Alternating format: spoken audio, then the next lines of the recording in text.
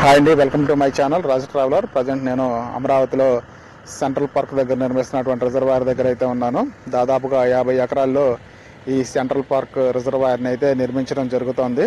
అమరావతి పరిధిలోని కొండవీటి వాగు వరద నీటిని రిజర్వ్ చేసే ఉద్దేశంతో ఈ యొక్క రిజర్వాయర్ని అయితే నిర్మించడం జరుగుతోంది. దాదాపుగా 50 ఎకరాల్లో ఈ యొక్క రిజర్వాయర్ నిర్మాణం అయితే జరుగుతూ ఉంది. అలాగే ఇక్కడ నుండి వాటర్ నిండిన తర్వాత నీరుకొండ రిజర్వాయర్ దగ్గరకు వాటర్ మళ్లించే విధంగా ఈ యొక్క రిజర్వాయర్ని అయితే నిర్మాణం చేస్తూ ఉన్నారు. సారి మనం చూడొచ్చు, నిన్న మొన్న కురిసిన వర్షాలు కొంచెం వాటర్ అయితే వచ్చింది.